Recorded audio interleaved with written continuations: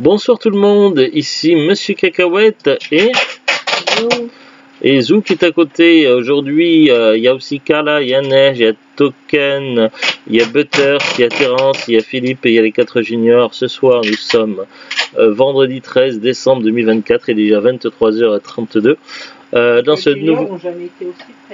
Ouais, dans ce nouvel épisode de Parlons DVD, on a regardé un film de super-héros qui est inspiré d'une BD éditée par Valiant Comics. Rien à voir avec Valiant de Qui veut tuer la peau de Roger Rabbit.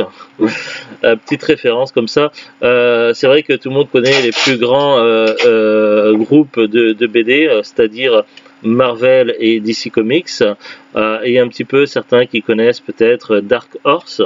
C'est vraiment les plus gros groupes, mais après il y a eu d'autres éditeurs de comics qui sont plus ou moins nombreux et qui ont donné lieu à des créations de super-héros. Et c'est le cas pour Bloodshot, Bloodshot, je sais pas comment on prononce, avec l'acteur Vin Diesel ou Vin Diesel. Vin Diesel. Les super-héros passent au niveau supérieur, inclut une fin alternative. Donc on voit qu'il se prend des balles, mais ça lui fait pas grand-chose. Alors de quoi ça parle ce film? Déjà il faut savoir qu'il est sorti pendant le confinement Covid, donc les gens sont peut-être passés un peu à côté lorsqu'il est passé au cinéma. Ensuite il est sorti sur certaines plateformes de streaming. Actuellement il est disponible gratuitement si vous êtes abonné évidemment, donc on va dire entre guillemets gratuitement, disponible chez Netflix et Prime. C'est intéressant de le préciser gratuitement parce que chez Prime, quand tu es abonné, tu as des programmes gratuits et tu as d'autres programmes où il faut repayer par-dessus derrière. Donc voilà, c'est quand même intéressant de le préciser entre guillemets. Netflix et Prime en même temps. Ouais, il me semblait à un moment donné qu'il était que chez Netflix ou que chez Prime, mais là il est chez les deux. Après, je crois qu'il est disponible également chez d'autres plateformes, Apple et compagnie, mais il faut payer un supplément, je sais plus. Bref, de quoi ça parle? Au niveau de l'histoire, donc, on va découvrir au début, le film va poser les bases. Donc il y a un militaire qui fait des missions à droite et à gauche. Il vit en couple, tout va bien, il revient à chaque fois des missions. Tout va bien pour le meilleur du monde jusqu'au jour où il se fait littéralement assassiner. Curieusement, il revient à la vie, mais ses souvenirs ont disparu, ont été effacés, ou du moins en grande partie. Il va se rendre compte en fait qu'on a fait une expérience sur lui et que son sang est composé de nanites, nanotechnologie, et donc du coup qui ne peut plus vraiment mourir puisque son corps se reconstruit au fur et à mesure, se régénère. Et donc notre héros, donc par un certain événement qui va s'enchaîner, il va retrouver une partie de ses souvenirs et du coup il va partir en quête de vengeance. Seulement ça pourrait être un scénario classique et puis après, une fois qu'il aura fait sa vengeance, il va rester en tant que super-héros à combattre le crime et les super-vilains. Ça serait une histoire toute simple dans le meilleur bonheur des mondes. Sauf que c'est pas aussi simple. Ah, j'ai une petite tache devant les yeux. Ah bon? Des fois les yeux se floutent un peu moi. Moi en même temps je me suis pas mal démangé et frotté les yeux dans la journée. Moi aussi en ce moment. Ah. Moi, c'est ma vie. Donc oui.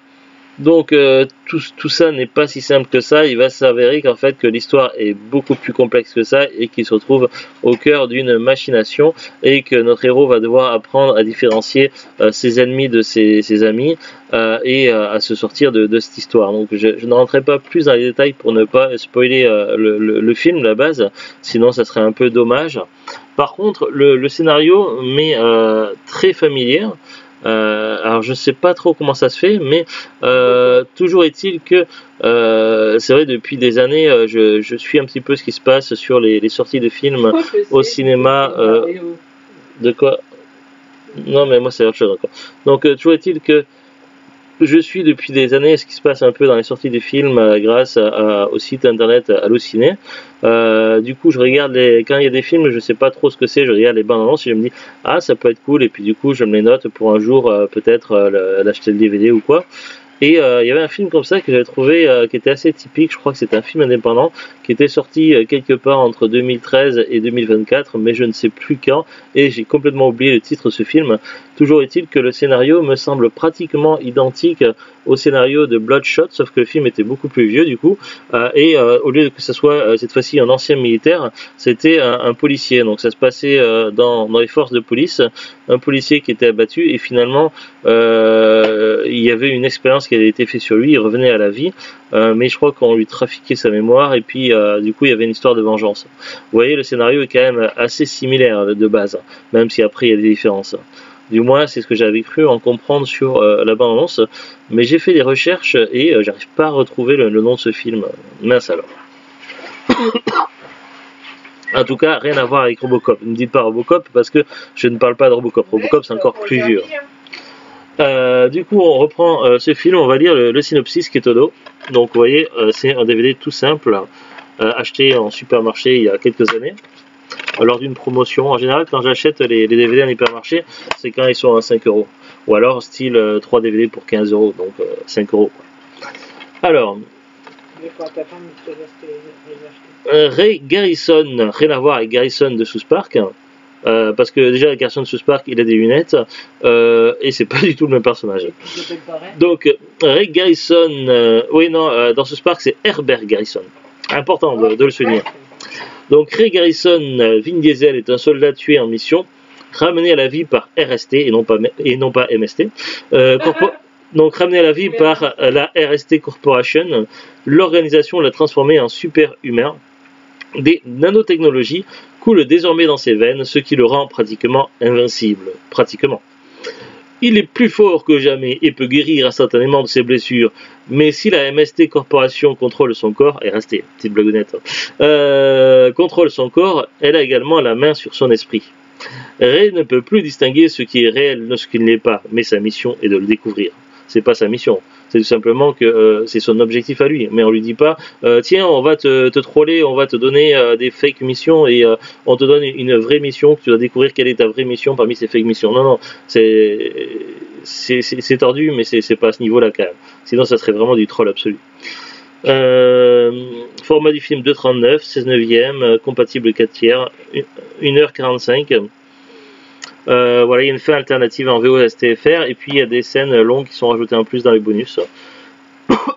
J'ai juste regardé la fin alternative qui, ma foi, me laisse un peu circonspect, donc où on voit le héros et un des méchants s'affronter dans une piscine, dans un combat un peu moyen, où on devine vraiment écran vert et image de synthèse un peu ratée, donc je n'ai pas trouvé ça très pertinent la fin alternative, du coup je préfère la fin principale.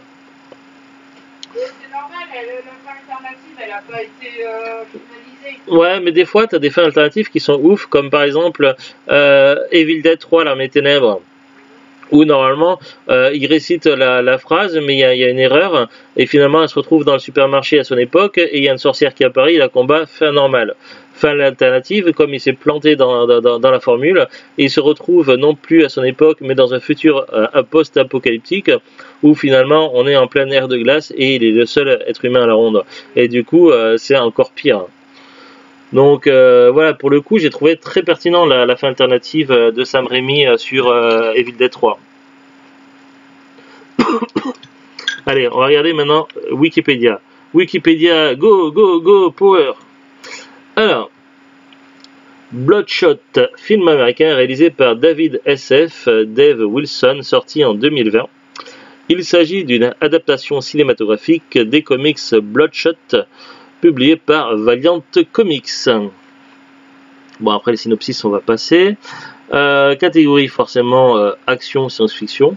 Sorti aux États-Unis le 13 mars 2020, au Québec le 13 mars 2020, en France le 27 mars 2020 en vidéo à la demande, puis après le 20 mai 2020 en vidéo. Pas de cinéma, parce que je sais pas pourquoi. Parce que c'est comme ça. Casting, Vin Diesel, Sam Egan, Guy Pearce, Eiza Gonzalez, Tallulah Riley, Alex Hernandez, Toby Kebbell, Lamorne Morris, Joan O'Cure Johansson, difficile à prononcer, Sid Hert, Janana Najay, Là, pareil, j'arrive pas à prononcer. Bref, à part Vin Diesel et Guy Pearce, les autres, je vois pas du tout qui sont ces acteurs. Peut-être première fois que je les vois dans les films. Mais Guy Pearce a été parfois le héros de films d'action et était assez correct. Là, ils l'ont fait en genre de méchant plutôt style en coulisses, tout ça, et costume cravate. Du coup, ça faisait un peu bizarre. Bon, c'est pas grave. Production, jeunesse et développement, donc il y a des petits paragraphes, attribution des rôles, tournage. Bon, après rien de très pertinent, donc accueil, vidéo à la demande. Initialement annoncé pour le 21 février 2020 aux États-Unis, le film a finalement été repoussé au 13 mars de la même année. 5 jours seulement après sa sortie, Sony annonce la sortie du film en vidéo à la demande dès le 24 mars, conséquence directe à la pandémie mondiale de Covid-19. En France, Bloodshot a été initialement attendu pour le 25 mars 2020. En réponse à la pandémie du Covid-19, un arrêté ministériel vient ordonner la fermeture immédiate de l'intégralité des cinémas du 14 mars au 15 avril. Dès lors, la sortie en salle fut annulée au profit d'une sortie directement en vidéo à la demande dès le 27 mars. Pour ses 3 premiers jours d'exploitation en vidéo à la demande, Bloodshot est le film le plus vu sur Prime Video et le 4e sur iTunes. Critique. Les notes n'ont pas l'air terribles. Alors, le film reçoit des critiques assez négatives. Sur l'agrégateur américain Rotten Tomatoes, il récolte seulement 29% d'opinions favorables pour 136 critiques et une note moyenne de 4,63 sur 10. Sur Metacritic, il obtient une note moyenne de 44% pour 33 critiques. Bon, après, il y a plein d'autres critiques, mais globalement, les notes sont assez mauvaises. Pour les critiques françaises, Allociné a mis 1,5 sur 5, ce qui est rare. En général, il reste toujours aux alentours des 3 ou 3,5.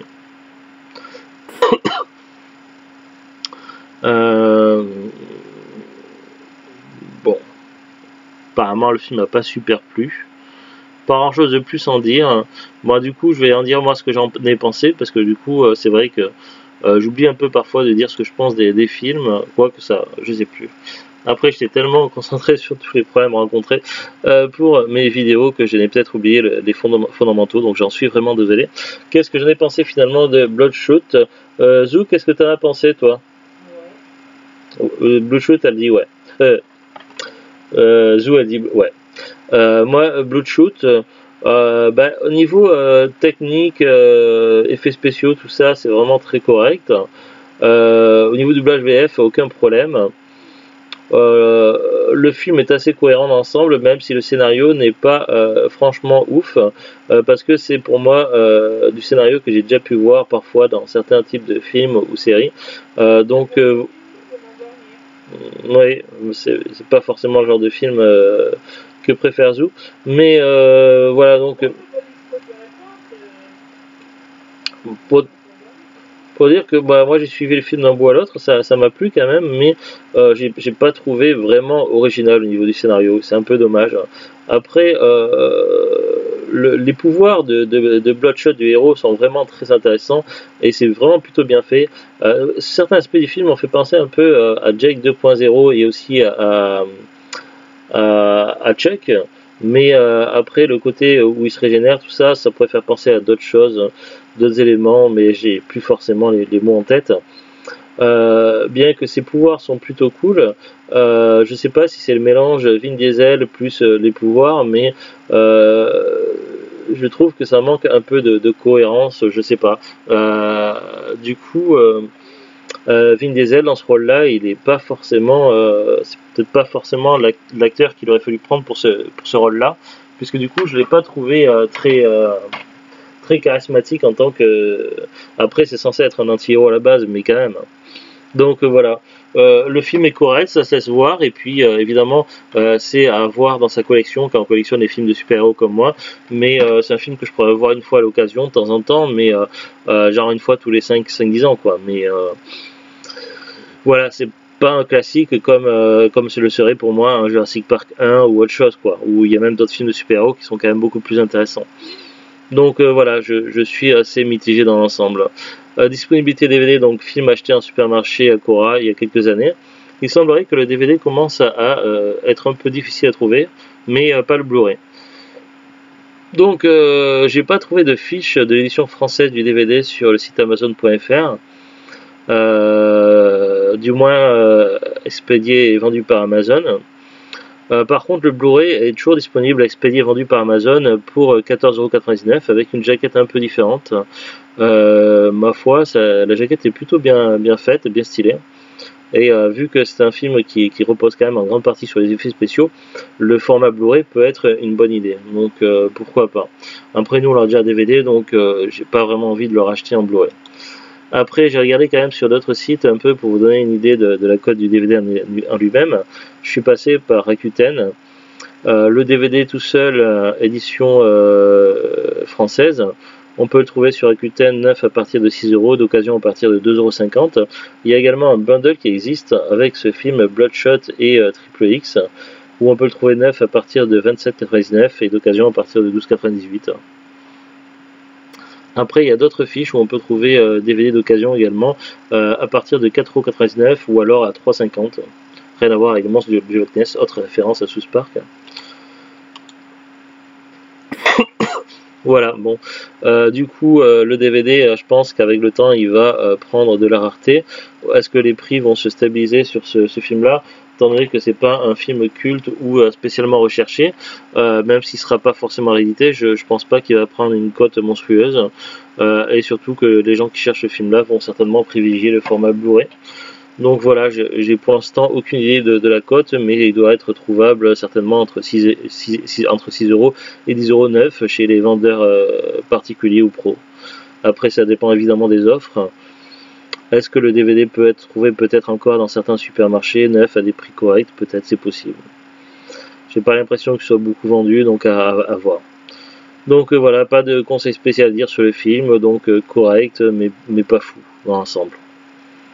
Allez, à très bientôt tout le monde, bon week-end, salut, au revoir, au revoir, et surtout il faut rester vivant, au revoir. Voilà, petite astuce, il faut rester vivant, c'est important, parce que quand on est vivant, on est vivant. Non, je voulais dire une connerie, mais en fait, c'est pas intéressant, donc j'ai dit une connerie, mais c'est pas super drôle. Voilà, allez, à très bientôt, au revoir.